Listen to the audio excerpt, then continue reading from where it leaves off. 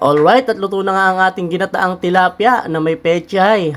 Ayan, at naku, napakasarap nga na itong ganitong ulam pagka ganitong tanghalian. Alright, tara guys, at samahan nyo na naman kami sa panibagong lutuan at kainan. Let's go!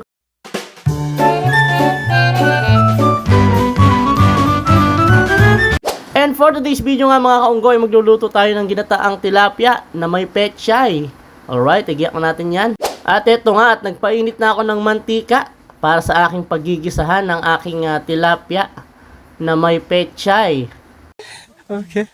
Eto nga, at piniprito ko na nga isa-isa yung aking mga tilapia. Ayan, para mamaya pag ginisa ko ay hindi ko na masyadong lulutuin pa. Ay, talaga nga namang napakasarap ng tilapia, lalo na pagka ganito katataba. Sana all.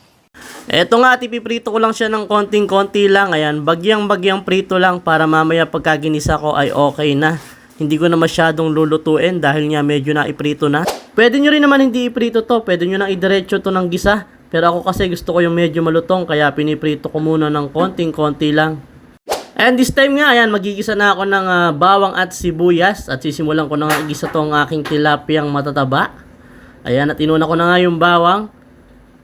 At sinunod ko na nga yung sibuyas.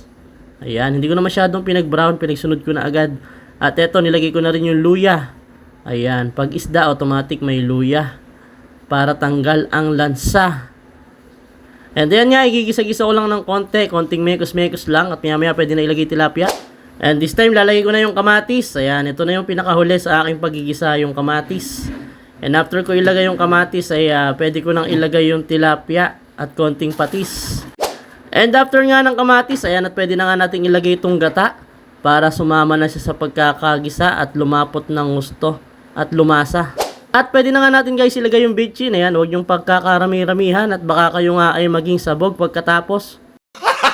Gago! Ayan, at pwede na nga rin natin lagyan ng pamintang durog. Ayan, pagsabay-sabay na nga nating igisa yan para sabay-sabay silang lumasa at maluto. At ilagay na nga din natin yung pampagilas nating sili. Ayan, and finally, pwede na nga nating ilagay itong mga tilapiyang matataba. Ayan, isabay na natin habang kumukulo itong gata. At konting pakulo nga lang yan, pwede na natin hanguin yan guys. Medyo papatuyuin lang natin ng bagyang-bagya. Wag naman sobra at baka wala nang maging sauce o maging sabaw tong ating tilapia. Kaya bagyang-bagya lang. Ayan, and this time nga, pwede na nga natin guys ilagay yung pechay. Ayan. Pagkayari nga ng pechay at medyo malambot na nga ito ay pwede na natin tong patayin at pwede na nga tayong kumain. Ayan nga, at palagay ko nga ay luto na yung pechay. Ayan nga, pwede na nga siguro to. Tikman na natin.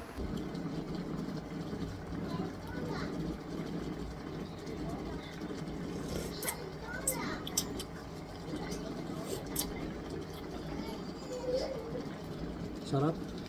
Alright, at luto na nga. Ayan, tinikman ko na nga. Napakasarap. Kainan na guys. And sa mga nanood po ng aming video, thank you so much po. And sa mga hindi pa po nakafollow, pa-follow na lang ng aming page, ang King Kong TV. Thank you so much guys. Bye-bye!